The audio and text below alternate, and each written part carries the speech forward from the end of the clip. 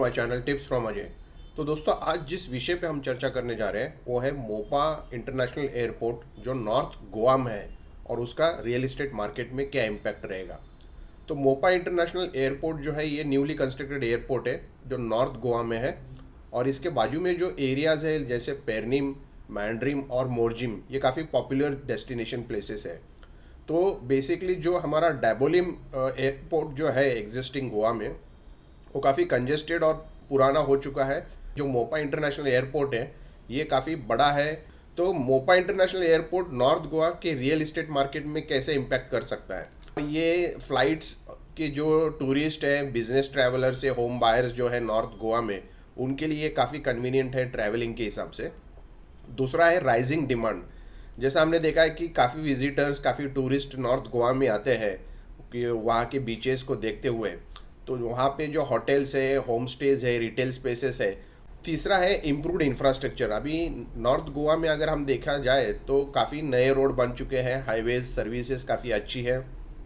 खासतौर पे मोपा के यहाँ पे तो काफ़ी कन्वीनियंस है और इसकी वजह से प्रॉपर्टी प्राइसेस वहाँ इंक्रीज़ हो रहे हैं। और टूरिज़्म बूम के हिसाब से तो जैसा हमने बताया कि बीचेस और कल्चर जो नॉर्थ गोवा का है वो काफ़ी इजीली एक्सेसिबल है ईयर राउंड में। और काफ़ी हॉलीडे स्टे होम्स के हिसाब से लग्जरी विलाज और रेंटल्स काफ़ी अवेलेबिलिटी होने से टूरिज़्म एक बूम के हिसाब से वहाँ पे हो रहा है। अभी जो मोपा के प्राइसेस है, प्रॉपर्टी प्राइसेस है, उसमें क्या हो रहा है।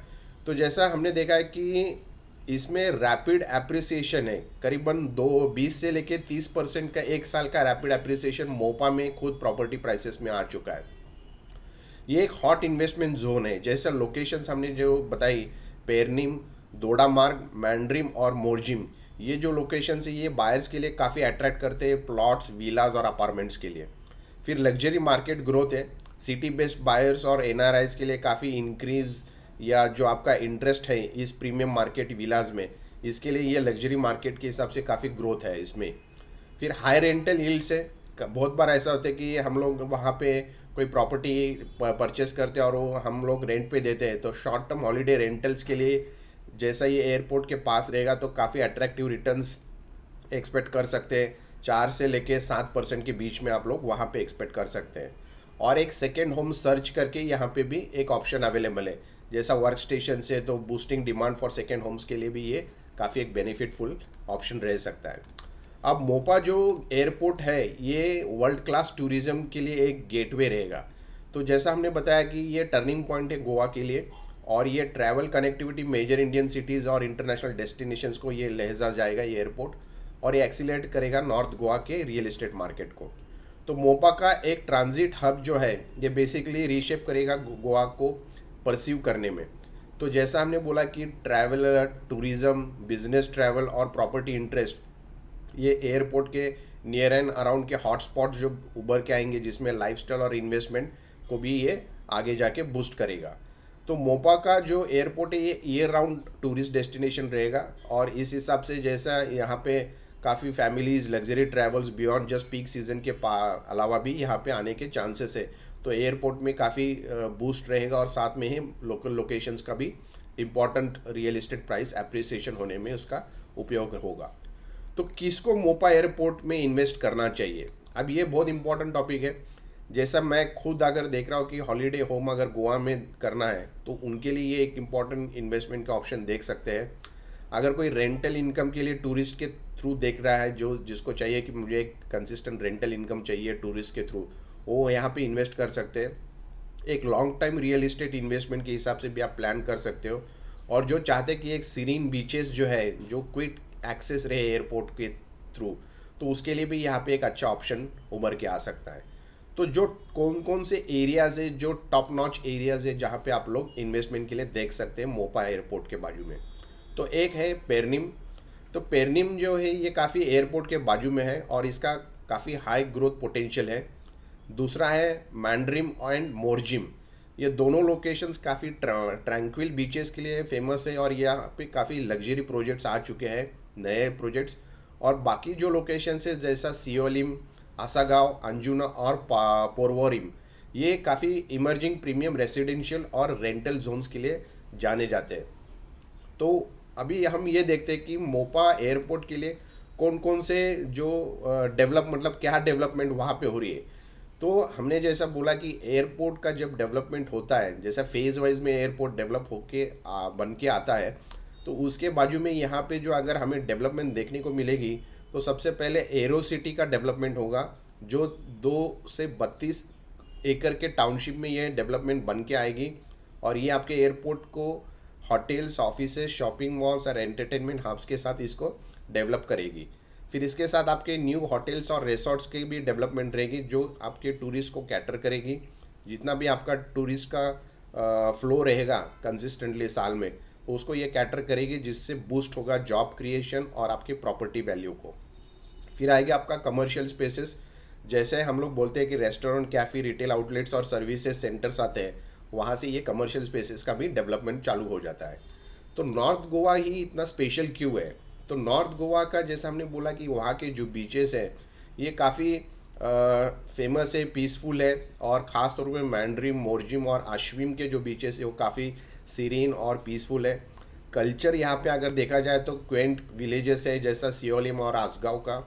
यहाँ पे एक अच्छी नाइट लाइफ का एक हम लोग देखते हैं लाइव सीन्स एट अंजुना और बागा बीच। आप सबको पता है ये दोनों बीचेस नाइट लाइफ के लिए कितने फेमस हैं।